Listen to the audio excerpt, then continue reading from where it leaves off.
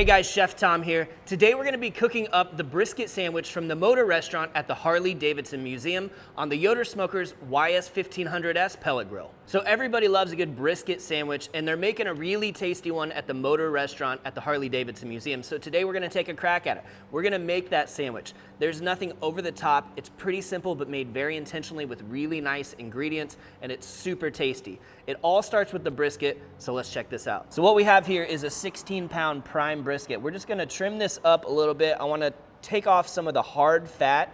We're gonna be cooking it whole, so we don't have to do a ton of trimming, but we'll start especially with this really hard stuff on top of the point meat.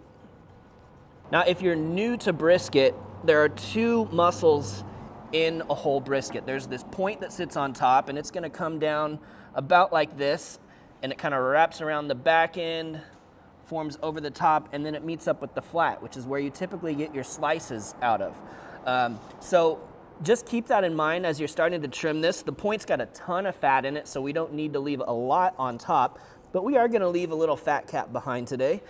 We want a little thermal barrier, and especially for that fat to just drip off. As it drips off and hits the grates on the smoker, it creates a lot of flavor. I'm not gonna take it all off here though, because we wanna also get a little bite of fat off that slice when we're eating our sandwich. So really it's the excess fat or the hard fat that I'm trying to get rid of right now. And when I say get rid of, I don't mean throw in the trash can. You guys can save this stuff and use it for other cooking applications or for making sausage. So I'm kinda gonna make a clean cut right along the side of the brisket here. This gives us an idea of how thick our fat cap is right there. So you can actually see here where these two muscles are gonna meet. Right there, that really fatty stuff is the point. And like I said, it kind of comes down and sits on top of the flat meat right here. So I'm looking to leave a good 1/4 to 1/2 inch of fat on top of the meat. We can come down just a little bit lower here.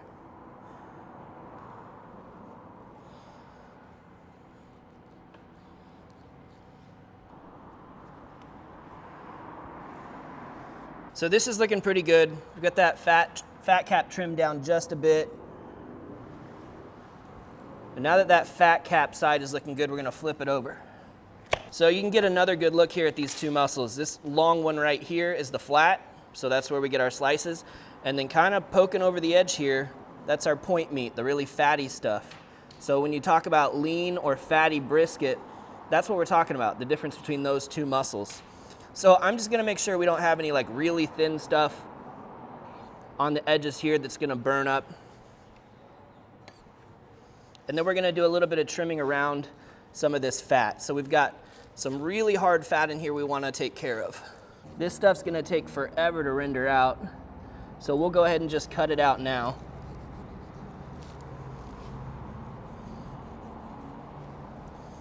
And that's a big old piece of fat. There's really not any meat running through the center of it. So when you're trimming a brisket like this, you might be thinking, I'm trimming too much off.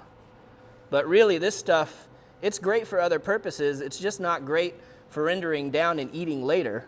So it'll render eventually, but by taking it off, you're gonna allow your brisket to go just a little bit quicker. And if you leave it on, you're just gonna throw it away later anyway. So another place that we can kind of clean up is this hunk of meat that is in between the point and the flat, and that's also another piece of hard fat. We don't have to take it all the way off, but we can trim some of that out of there. And every brisket's a little bit different. The more you do, the more comfortable you get seeing and making decisions in the moment on what to trim away. But once we get down to the red, we really don't want to go any further. All right, brisket's all trimmed up, so let's get this thing seasoned. So we've mixed up a batch of the Harley-Davidson brisket dry rub. Just give it a good mix. A great aroma coming off this already. So I'm just gonna start with a little layer of mustard to use as a binder here. And then we'll give this a generous dusting of that brisket rub. So we let this rub set up on the brisket just a few minutes, 3 to 5 minutes, until it starts to look moist. You know, it's starting to attach to the meat. That way when we flip it over now, we don't lose all that rub. So same thing here, we're gonna hit this with a little bit of mustard. So we'll make sure that we get all of the surfaces covered here, even on the sides.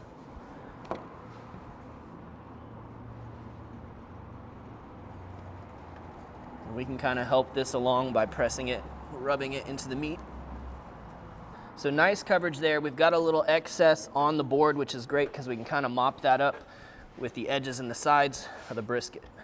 Now, once again, we just want to make sure that this starts to look a little bit wet on the surface so that we know that this rub has attached to the meat. So we'll give this another 5 minutes or so to sit before we take it to the smoker. Today we're cooking on the Yoder Smokers YS1500S pellet grill. We're running hickory pellets at 225 degrees. All right, so brisket's going on the smoker, and it's gonna join a couple more here that have already been going for about 7 or 8 hours already. Now this guy is currently temping at about 165. They're both in that same range, and believe it or not, these are about the same size brisket as the one we just put on, but you can see how they start to shrink down over time. But some good signs here. We've got moisture pockets. We've got some great bark forming. These are well on their way to being tasty briskets. Now the Motor Restaurant cooks a 14-hour brisket for this sandwich. So you've got plenty of time to go for a ride or kick back and have a cold one. In the meantime, I'm gonna be checking on the internal temperature. Now we've got the probe run into the Yoder so I can check it on my app. We're shooting for about 205 on the internal temperature. So our brisket's been on for about 5 hours now. I wanna give you just a little peek to see how we're progressing. So we're starting to get some really nice color. You can see those pockets of fat forming on the top. Everything's going according to plan right now, and it smells amazing. Well, our 2 early briskets have reached their target temperature of 205 degrees, so we're ready to pull these off and let them rest. So you can see we've got great coloration on here, nice dark bark. If we wiggle this, you can see it's got just the right jiggle to it. And then as far as the tenderness, very little resistance when we probe. That's exactly what we're looking for.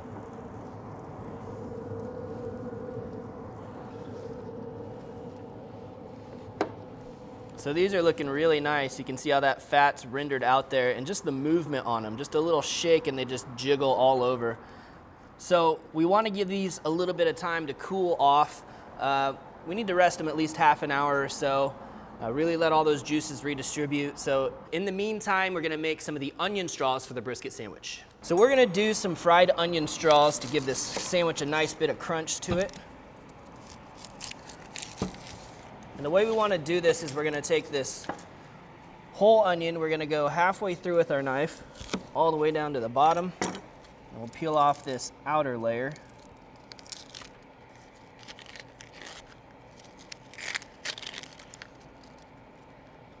And then we're just gonna slice these pretty thin right down to the cut.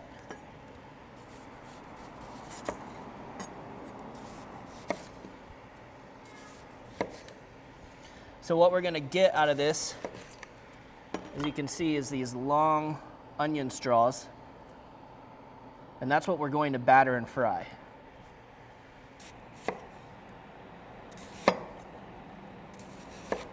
We're just gonna break these up and then we'll put together our batter. So I say batter, but really this is more of a breading process. We're gonna start with some buttermilk, and then for our dries we have flour and more of that brisket rub that we used on the briskets. Mix that together.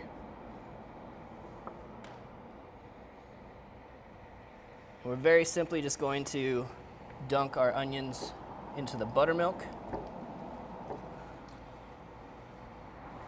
into the flour. We want a light coating on here. We're not gonna go too thick. So grab those out of the flour, shake off that excess, and go right into the hot frying oil. And we're frying at about 375 degrees today. Just canola oil. Using a big Dutch oven like this is great because you don't have to worry about it overflowing. So we're just going for a light golden brown. It only takes a couple of minutes to get there. Drain off that oil and land them on some paper towels. All right, so we're knocking out the last batch of our onion straws before we put the sandwich together. Well, the briskets are rested, so let's get them sliced up. So essentially gonna come in about where that point meat meets the flat, and we'll just go ahead and cut this thing in half here.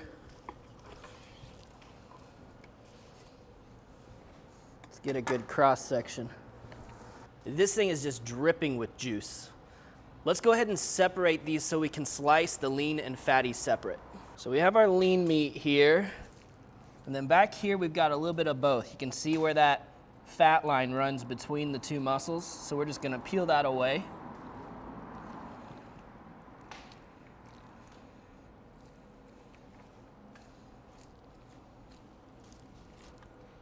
Oof. Man, this thing smells incredible. All right, so this is all lean meat up here. We can take off some of that excess fat from the top.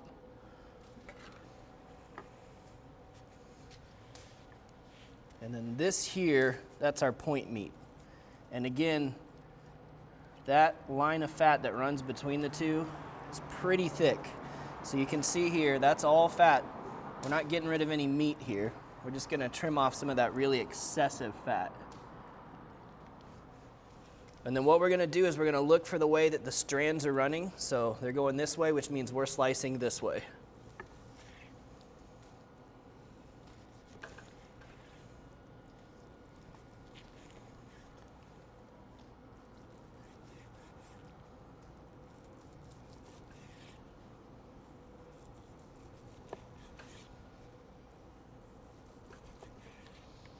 Take a look at that fatty point meat.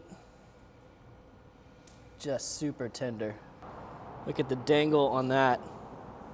I mean, that is ideal. And look at that bark on the outside there. I mean, you can hear it. So we'll cut these in half so they're portioned out for sandwiches.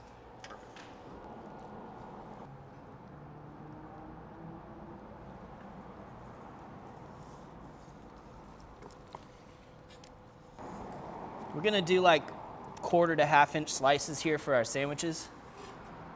And man, that is just perfectly tender. Super stoked with how this cook came out today, and I can't wait to taste it. Oh man, just melt in your mouth, tender, nice juiciness. Bark's got great flavor. Picking up on just that little bit of saltiness. Detect some cumin and a little celery in there, and I love all of it.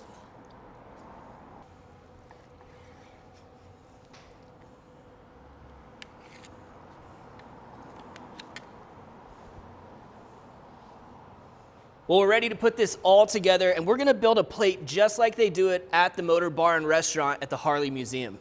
So we're gonna start off with our brioche bun, and we're gonna layer in some brisket. Do a little bit of the lean and a little bit of the fatty back and forth here.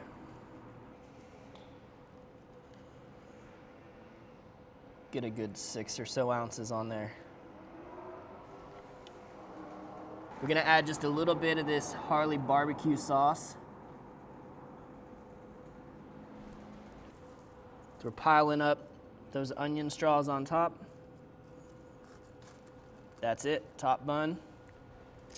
We'll serve that up with a side of fries, pickle spear, a little more barbecue sauce. I'm gonna slice this baby open and get a taste.